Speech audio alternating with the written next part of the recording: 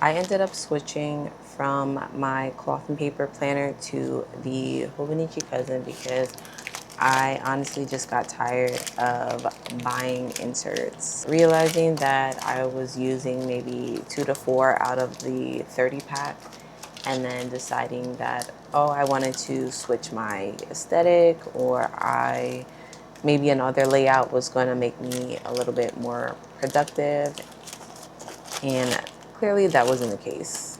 So that's what led me to the Hobonichi Cousin. There's no inserts.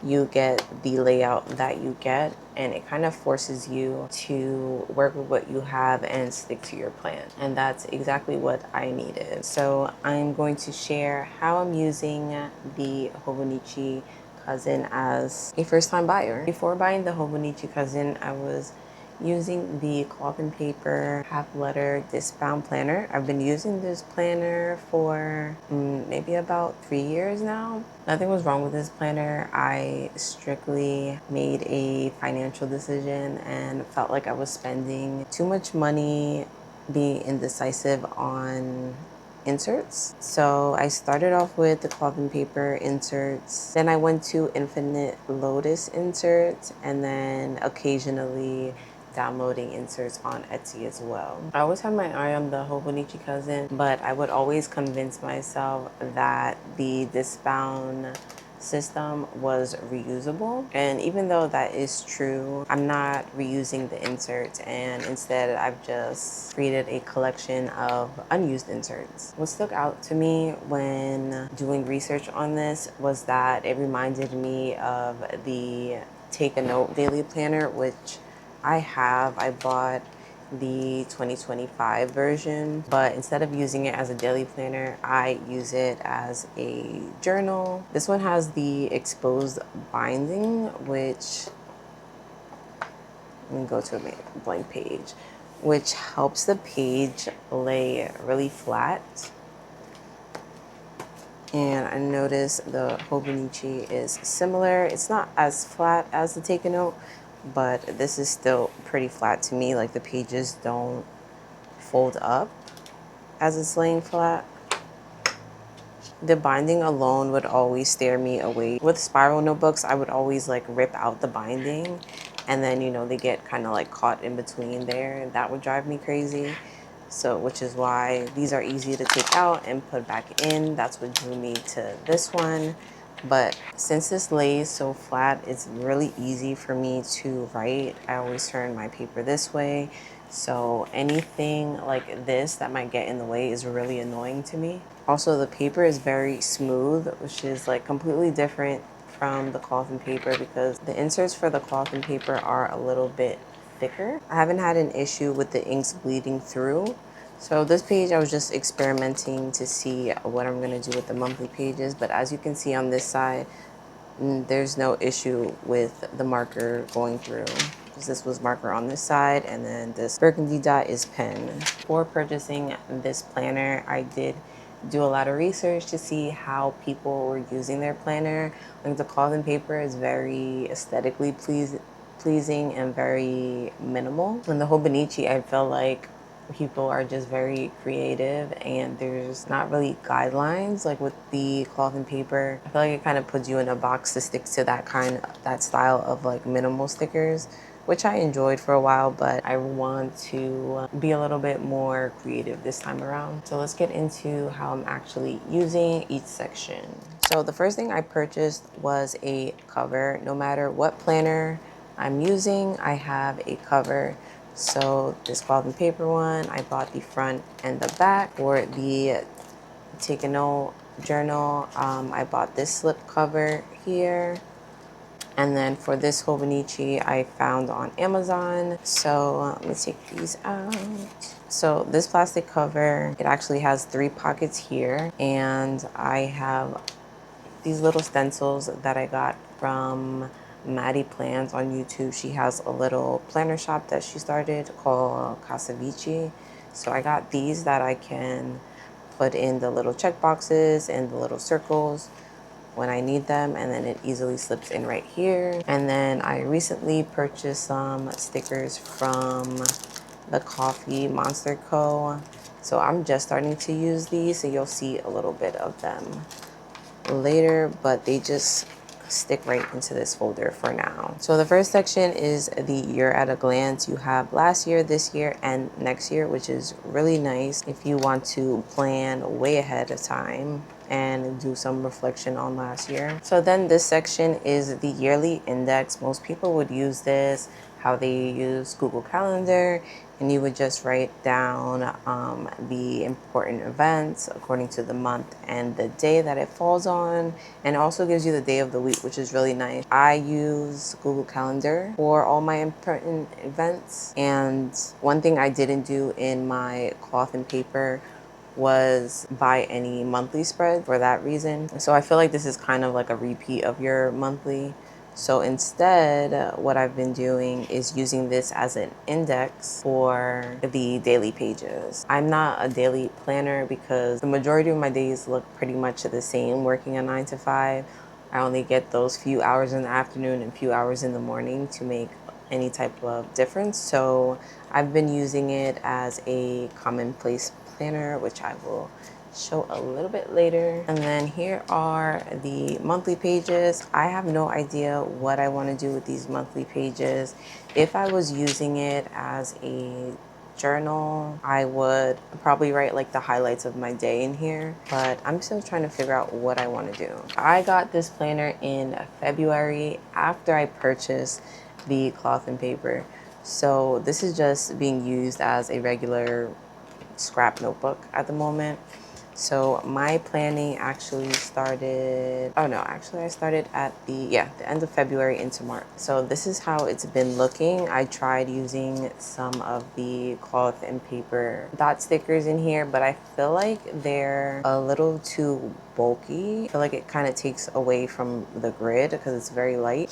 So I actually stopped using the dot stickers on here. This is the section that I pretty much live in. I block off my 9 to 5 hours every week so that I can see exactly how much time I have to get my personal things done, whether that's in the morning or the afternoon. And if I'm not planning ahead, I will still go back and record what I did for the day or for the week, just so I can do a little bit of reflecting. And I went back, since I recently got the Monster Co stickers, I went back and filled in some of these. I just thought it was so cute on certain days. Like my weekends obviously are gonna be the most busiest, so to have all the little people like so busy, it's so cute. And this is the first time that I've bought in any type of like cartoon type stickers, so I'm still just experimenting with those, but this is how I'm using it so far, and just seeing what type of routines I have on repeat. And it makes it just a little bit easier to recap my weeks and see if there's any things that I want to personally take note of. I'm gonna flip back to the yearly overview just for reference. I put the months as categories. For January, I have TikTok saves and brain dumps. So anything that I save on TikTok, like, you know, those little hacks and tips and stuff that you probably save and never look at.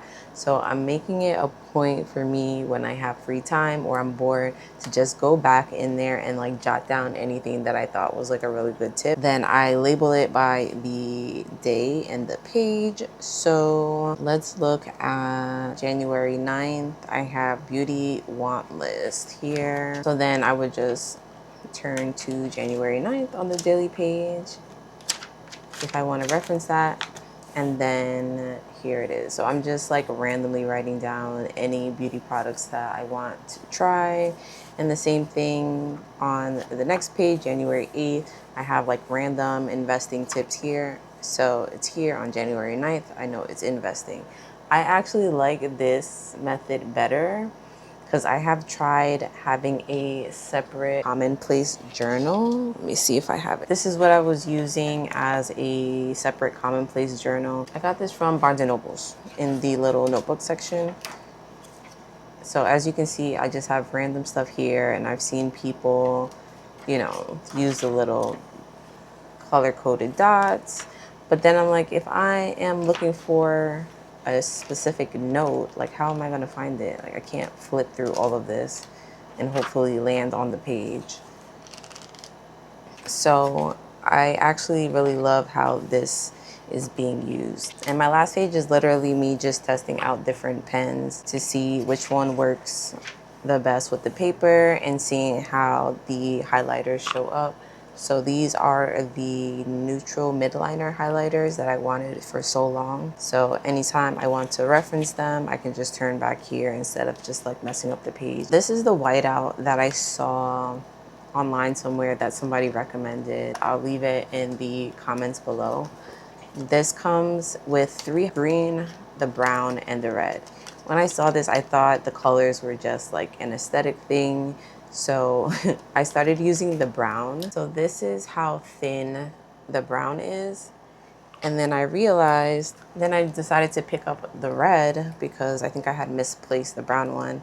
And I realized that these are actually different tape sizes. So it was taking me 2 strips of these to fill up 1 block until I realized that if I just use the red one, I would fill up a whole block. So I can just show a demonstration really quick.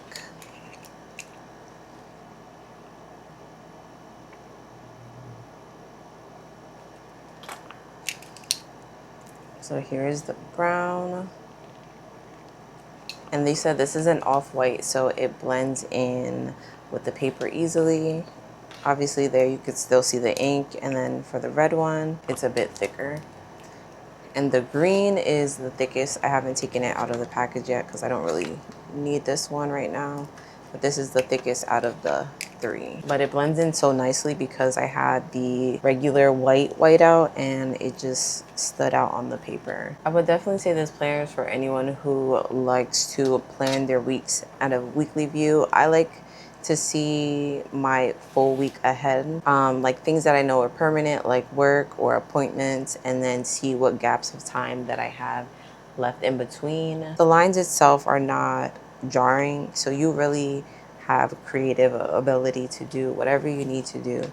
And the times start from 5 a.m. and then end at 4 a.m. So you can plan a full 24 hours, which is really, really nice. I can show an example of my cloth and paper weeklies. This is from a couple years ago.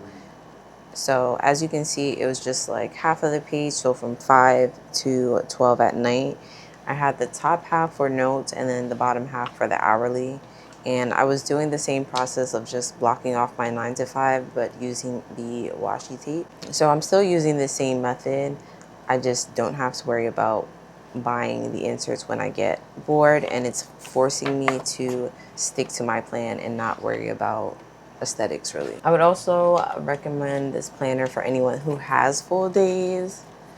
I love to see when people decorate their full day with their to-dos, their tracking and all that. I don't feel like I have the time to decorate every page every day, and the blank pages would eventually get to me. So that is why I decided to use the dailies in a different way.